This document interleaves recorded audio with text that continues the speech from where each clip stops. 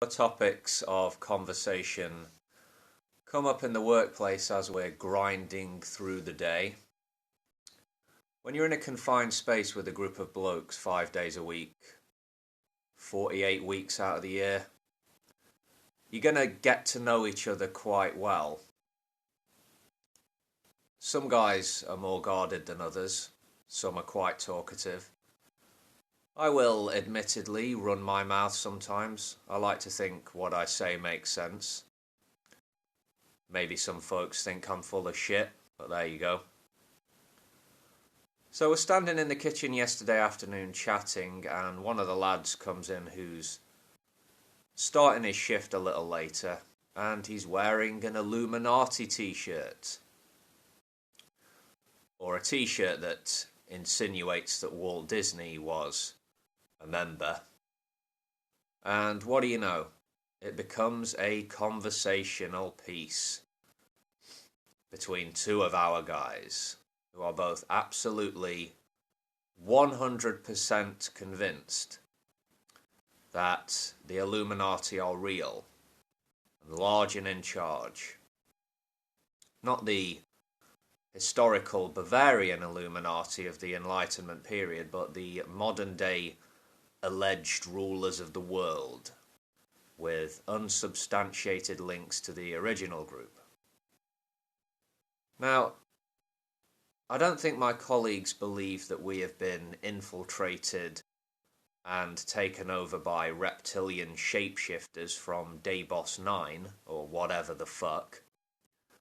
But they've drank the Kool-Aid on the shadowy elite controlling almost all the governments in the world, and certainly controlling all the biggest companies, dominating mainstream media, controlling what's put in our food and in the water supply, and blah blah blah. There's so many variations of this conspiracy theory, it's mutated into a multi-headed beast in the internet age.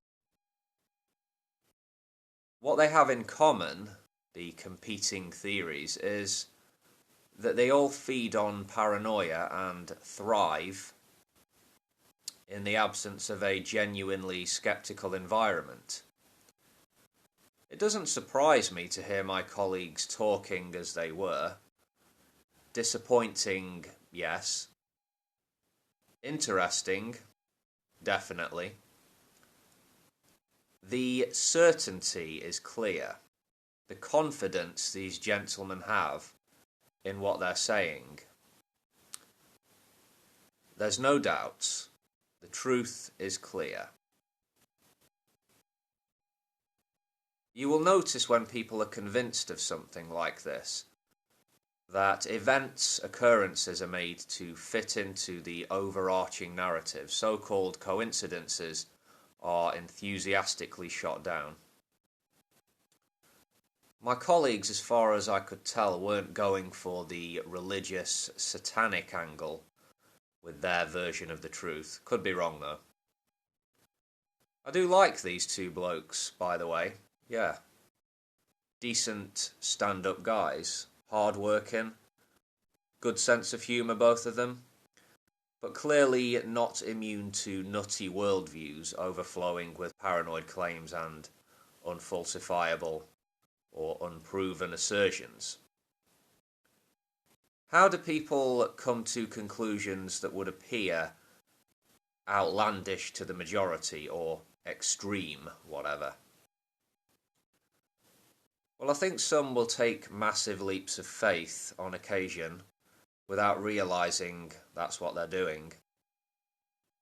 A lack of self-awareness can be a dangerous thing. If you can make yourself believe that 2 + 2 = 27, what else could you convince yourself of? I don't feel massively confident that I, personally, can disabuse the masses on the internet of their belief in an all-powerful they watching us at all times. Yeah, it's a tough one. Anyway, see you next time, folks.